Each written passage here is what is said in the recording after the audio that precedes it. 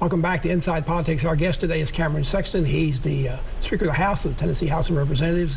112th General Assembly just ended its work. And Mr. Speaker, within days after lawmakers went home, there were media reports out of Washington that the Supreme Court is likely to overturn the Roe v. Wade decision that granted constitutional abortion rights to women for about the last 50 years. Many conservative lawmakers, including those here in Tennessee, have been preparing for this to happen and passed a couple of trigger laws. Those trigger laws mean that if Roe v. Wade is no longer allowed as the standard for this, that abortion is going to be almost completely illegal in Tennessee? Well, I think that we're waiting for the decision to come out, and then that would be an AG's decision based on the laws that we have on the books, how those laws apply to the Supreme Court decision. So we'll have to wait and see what the actual opinion is and then let the AG weigh in. The legislature this session already passed a bill that Governor Lee has signed into law that adds criminal penalties for doctors who are not physically present when a patient is prescribed abortion medication. But apparently that law doesn't cover either the Plan B or morning after drugs or mail-order abortion pills. Do you plan to make some changes about that, outlaw those in 2023? Well, those are oral contraceptives, and that's what they're applying there. So oral contraceptives should be fine. So that may still be allowed in Tennessee. At least you're not going to treat a seat outlaw. I think oral contraceptives are fine, yes. Some large corporations such as Amazon and Google that have growing operations in Tennessee say they will still pay for their employees in states without abortion services to go to states where they can receive such care, again, if the court rules the way people think they are to. Do you see lawmakers doing that here in Tennessee? And how would you enforce something like that? You mean telling Amazon they can't do that? Yeah. That'd be very hard to tell a business what they can and can't do like that. I mean, I think you would be in a lawsuit for a long period of time. You know, I'm not sure about that. Those are all hypotheticals of people in other states trying to do that. I don't foresee us doing that here in the state of Tennessee. That's up to the individual if they want to work for that company who does that. It's a hypothetical about groups that already say they're going to be raising money to give money, particularly people who can't afford to leave the state and go to an abortion. They would pay for help to do that. Is that something you may go after those individuals or those groups if they do those sorts of things? Well, I think what we're going to do is we're going to first wait for the Supreme Court decision to come out and see what they opine, and then we'll make determinations after that. I don't foresee how you can go about doing something like that. But when the 112th began its second session back in January, nobody was talking about building a domed or retractable roof stadium for the Tennessee Titans here in Nashville. But the final budget has over $500 million in it of state bonds to help build a project like that. This all seemed to happen pretty quickly, didn't it? And what made you such a strong supporter of it? Well, no, it happened quickly. There was conversations going on about renovations of the stadium and what was needed. But not a $2 billion stadium. Well, but the renovation started off small, and then when they looked at the renovations, it was going to be over $1 billion just to renovate, and they figured out that the foundation wasn't going to support it, it wasn't going to extend the life of it. So then you had to start looking at a replacement, not a renovation.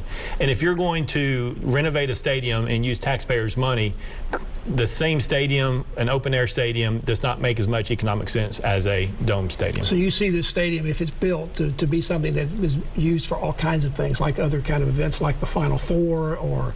It could be big conferences that we can't hold at Bridgestone or other thing. And so what it does is it goes from a football-dominated venue like the current stadium to an entertainment-dominated venue if you have a dome, and puts us in the category of trying to get an NFL, Super Bowl, a WWE, WrestleMania, big conferences. Our tax system is derived from sales tax. Why wouldn't we want people coming in from outside our state, spending their money in Tennessee, attending events, and us using that money to spread it back out all across Tennessee? What do you say to people, including some lawmakers like Jack Johnson, state senator, who say that this is really not an appropriate use of this, ought to be done by the private sector if it should be done at all, and these facilities really don't generate the kind of tax money or help that everybody claims that they do? Well, I have great respect for him. We just have a different opinion. I think the Tennessee Titans has done a lot for us. I think having that stadium has done a lot. You can't even talk about the marketing and the amount of people who know where Tennessee is because of the Tennessee Titans. And so having a free marketing tool of NFL football that advertise helps Tennessee. When we had the Nashville show here, there's a lot of people who said the state shouldn't spend any money on the Nashville TV show. But I can tell you that marketing, that TV series brought more people to Nashville that we're still getting the boom today, many years after that TV show is shut down. Inflation is so high across the country, and here in Tennessee, Governor Lee proposed, the legislature approved some tax relief for citizens dealing with what's been the highest inflation level in the past 40 years. What kind of relief is actually coming, and when will we see it? Well, the budget will take effect on July 1st, and so the tax relief will start immediately. Every Tennessean will get something. It's about $300 million in tax relief all throughout the economy. They won't have to pay for their sales, their auto license tags. Yeah, the renewal of the auto license, the state fee. If you have a wheel tax, we're not paying for the local wheel tax, but we're paying for the state fee on the tags. And then sales tax of groceries, the month of August, 0%. We will reimburse the locals for their portion, so it would be 0% on groceries for the month of August. You have agriculture, you have gold and silver tax cuts, you have some broadband tax reliefs to expand broadband faster in our state.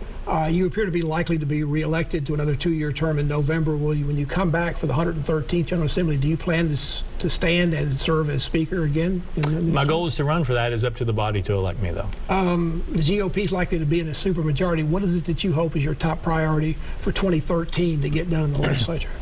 Well, so, I mean, when we come back, I think one of the top priorities I have is juvenile intervention programs. We talked about truth in sentencing. We talked about criminal justice reform does not start when someone's in prison. It starts in K through 12 education, trying to get people to graduate high school so they're ready to go to the workforce. They don't go to prison. They don't have poverty. Also, juvenile intervention, get them out of that criminal pipeline, get them back and where they don't become an adult offender. Mr. Speaker, thank you so much for being on the program. I know you're enjoying having this break, but you'll be back here before you know it in January. Appreciate your time. Thank you very much. And thank you for joining us on Inside Politics. Hope you're back here again for a future show. If you can't get enough politics in the meantime, you can go to the News 505 website. You'll find my Capitol View commentary there. There's a new commentary posted every Friday afternoon. Enjoy the rest of your weekend, and we'll see you here next time. Goodbye.